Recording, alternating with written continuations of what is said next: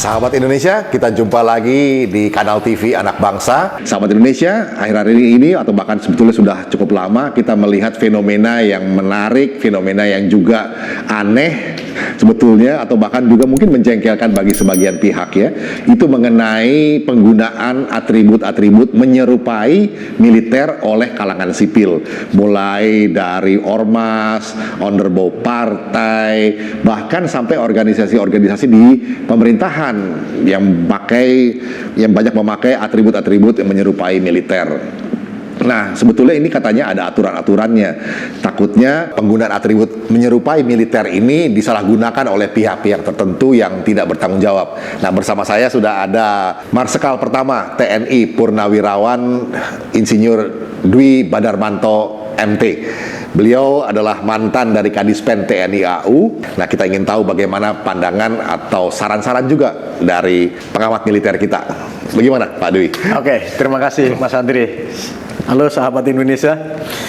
Jadi kalau kita berbicara tentang seragam atau atribut militer yang dipergunakan oleh pihak-pihak tertentu yang menyerupai, maksudnya Pak, kita mesti berangkat dulu dari Konvensi Jenewa. Konvensi Jenewa, ya, okay. Tahun 1449, ya. Dan itu sudah diratifikasi. Nah, itu mengatakan bahwa pada saatnya nanti kalau terjadi peperangan, siapapun yang menggunakan seragam militer itu punya hak untuk diperlakukan seperti militer. Oh, jadi ditembak, diperlakukan ditawan dan lain sebagainya. Nah, itu dia dalam konteks hukumnya yang di dalam Konvensi Jenewa.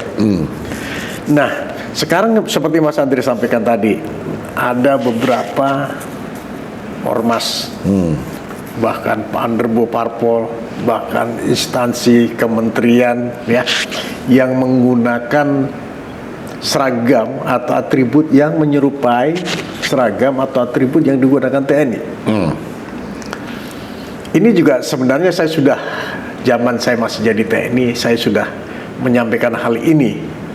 ya. Dan itu aturannya sudah jelas ada, bahwa sebisa mungkin penggunaan seragam atau penggunaan atribut seragam militer itu ditiadakan. Ya, itu dilarang. Aturan itu sudah ada, dan itu sebenarnya tinggal mengeksekusi saja. Kalau parpol, barangkali Dirjen Sospol Kemendagri lah yang harus bertindak. Ya. Kalau itu ormas, mestinya yang membidangi mas ormas, dalam hal ini mungkin Polri atau Dirjen Sospol juga ikut menangani tersebut.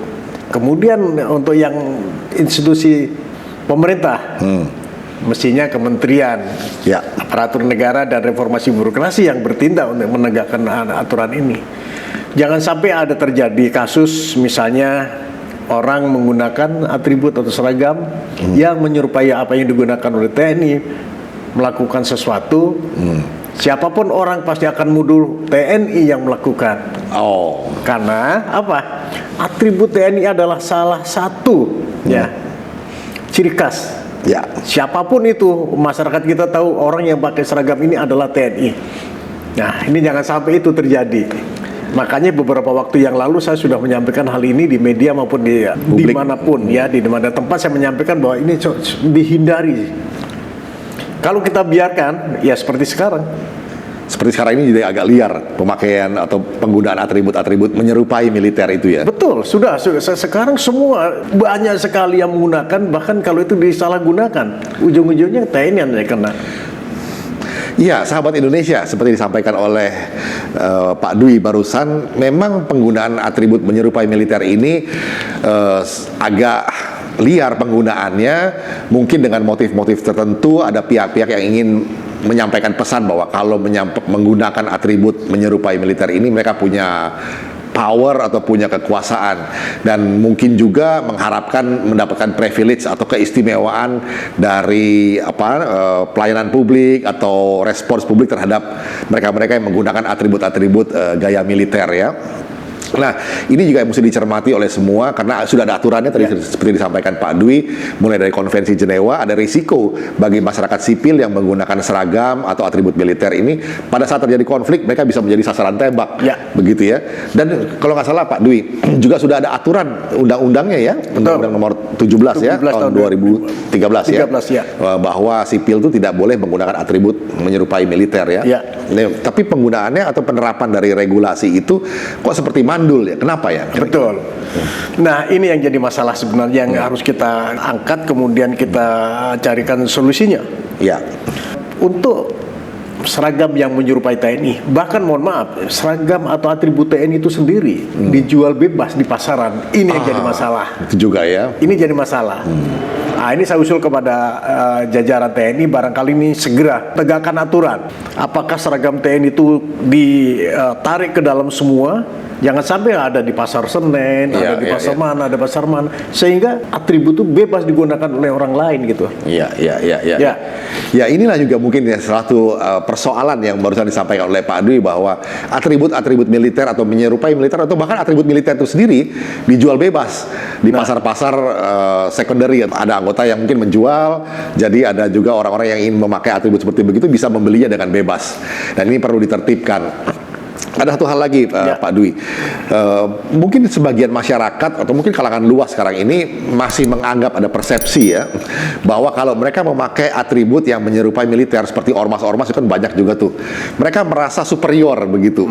Nah, mengenai ini bagaimana sebaiknya ya? Begini, kami dari pihak TNI juga tidak menyalahkan, itu memang dari sejarah. Mungkin Mas Andri tahu sendiri zaman dulu bagaimana superioritinya TNI pada saat itu. Kemudian siapapun yang melihat TNI adalah sesuatu yang membanggakan, yang menakutkan, yang semuanya mendapat privilege pada saat itu. Tetapi zaman sekarang, di era sekarang sudah nggak waktunya lagi. Ya, mesti semuanya harus bisa introspeksi. Tidak semuanya tidak seperti yang dulu-dulu lagi. Jadi ini menurut Pak Dwi harus kedua belah pihak ya, mulai dari militer sendiri mendisiplinkan organisasi ke dalam, sementara dari tatanan sipilnya ya kementerian yang bertanggung jawab atau komisi-komisi yang bertanggung jawab untuk menertibkan itu bertindak karena aturan internasionalnya ada, undang-undangnya juga sudah ada. Ini harus ditegakkan betul-betul supaya tidak terjadi penyalahgunaan penggunaan atribut untuk show of force, unjuk kekuatan. Bahkan bukan hanya itu resikonya, tapi juga melakukan represi-represi kepada masyarakat sipil. Nah, ini yang sering terjadi nih. Sekarang kita mau bicara soal pendidikan gaya militer. Banyak organisasi termasuk partai politik atau kementerian yang mengadopsi bahkan bekerja sama dengan pihak militer untuk melakukan pelatihan-pelatihan internalnya. Mungkin juga dengan tujuan untuk aspek disiplinnya, aspek cepat tanggapnya, terangginasnya. Nah, bagaimana menurut Pak Dwi seharusnya nih? Kalau dalam hal ini saya setuju. Ya, Mas Andri harus jujur ngakuin ya, mungkin salah satu institusi di Indonesia ini yang mempunyai hal yang disebutkan tadi hanya TNI. Mengenai disiplin dari mentalitas, dari keterampilan dan lain sebagainya, kekompakan. Mungkin hanya TNI atau Polri bahkan. Jujur Mas Andri harus mengakuin itu. Sehingga tidak ada salahnya. Dan itu justru saya mengajak. Apa yang jiwa TNI itu ditularkan kepada orang lain atau pihak lain. Tetapi untuk penggunaan atribut yang menyerupai ini yang saya tidak ada. Aspek kedisiplinan, sahabat Indonesia, kemudian cepat tanggap, mentalitas bela negara itu penting dan kita bisa memang belajar dari institusi TNI. Tetapi penggunaan atributnya itu jangan kebablasan setelah masa pelatihan masih diteruskan gitu ya, sehingga merasa lebih superior dan segala macam. Jadi agak salah kaprah ya. Begitu ya. Sekarang kita bicara soal kedepannya. Sebentar lagi kita akan masuki banyak agenda-agenda politik. Nah, tapi kita juga melihat banyak ormas-ormas bahkan underbow partai yang menggunakan seragam atribut menyerupai militer. Nah, bagaimana sebaiknya ini disikapi ya? Terima kasih Mas Andri. Saya kalau boleh mengusulkan atau menyarankan kepada institusi yang menangani ini ya Mas. Untuk institusi kementerian dan ASN, mestinya Kementerian Aparatur dan Reformasi Birokrasi cepat bertindak mengeksekusi aturan yang sudah ada. Ya, Kemudian untuk parpol dan ormas, mestinya Dirjen Sospol yang ada di Kemendagri segera mengeksekusi aturan yang sudah diberlakukan ini. Jangan sampai kita biarkan nanti akan berlarut-larut dan akan menjadi masalah dia kedepannya ya. kedepannya gitu lah. Iya, sahabat Indonesia, karena juga mungkin karena tadi seperti dikatakan Pak Dwi, ada sisi historisnya merasa lebih superior, sehingga ada juga di sisi masyarakat ini pihak-pihak yang mau membangun budaya ketakutan, begitu ya, bahwa kalau kita berhadapan dengan pihak militer itu, masyarakat sipil itu menjadi lebih inferior, lebih di bawah. Padahal kita tahu bahwa Indonesia ini adalah negara yang supremasi sipil seharusnya. Tetapi oleh karena masalah tradisi atau sejarah tadi masih terbawa-bawa. Ya. Padahal seperti dikatakan Pak Dwi tadi, sudah terjadi reformasi di dalam tubuh militer sendiri menjadi lebih profesional. Jadi ya kita juga harus kritis masyarakat sipil Indonesia, jangan lagi kita menyalahgunakan aturan-aturan sudah ada untuk penggunaan atribut menyerupai militer itu, dan mari kita pakai dan kita tegakkan aturan-aturan yang sudah ada secara baik dan benar. Begitu. Mungkin ada kata penutup atau pesan-pesan dari Pak Dwi? Saya ada pesan-pesan begini untuk sahabat Indonesia. Seragam TNI adalah salah satu kebanggaan atau salah satu ciri khas dari TNI tersebut. Siapapun orang akan tahu TNI itu adalah dari seragamnya. Ya. Oleh karena itu saya minta atau saya berharap jangan sampailah orang-orang tertentu yang tidak bertanggung jawab menggunakan atribut seragam yang menyerupai apalagi yang memang itu atributnya TNI. Ya.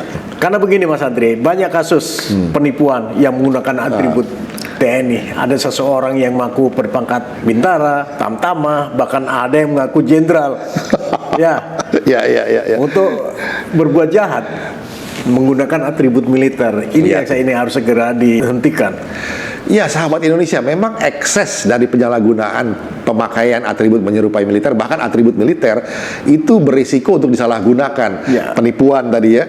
Dan juga satu hal lagi Pak Dwi, baru-baru ini kan kita dengar nih ada organisasi yang menyatakan, katakanlah kayak seperti Sunda Empire lah, yang lain-lain begitu ya. Mereka memakai kepangkatan seperti militer, bahkan baju seragamnya pun seragam yang sangat mirip dengan militer, dengan kepangkatan gaya militer juga. Dan katanya mereka punya otoritas untuk berdialog dengan dunia luar atau dunia internasional. Bagaimana Pak Dwi melihat ini? Itulah korban. Itulah korban. Ya kan? Itulah korban atau itulah akibat pembiaran. Coba kalau kita melarang atau aturan itu kita berlakukan dari dulu, barangkali tidak akan terjadi. Iya. Itulah pembiaran. Aturan sudah ada, tapi tidak dilaksanakan. Ya, sahabat Indonesia, itulah akibat atau ekses dari pembiaran selama ini. Nah, kita berharap pembiaran ini segera diberhentikan, di stop, supaya disiplin ditegakkan kembali. Ya, setuju. Betul ya. Kemudian memang atribut militer ini seperti dikatakan Pak Dwi tadi adalah memang hak dari TNI untuk di Indonesia. Karena itulah kebanggaan dari Korps TNI sendiri, dan jangan sampai disalahgunakan oleh pihak-pihak yang tidak bertanggung jawab, dipakai untuk keperluan-keperluan represi sipil, penipuan, kriminalitas dan segala macamnya, dan merasa lebih superior kalau dia menggunakan seragam atau atribut bergaya militer. Demikian sahabat Indonesia, Pak Dwi terima kasih banyak untuk pencerahannya. Mas Andre. Semoga Indonesia jadi lebih maju, lebih kritis, lebih dewasa, tetap maju. Tetap maju. Kita minum dulu. Kita minum dulu. Higio untuk kesehatan. Higio untuk kesehatan.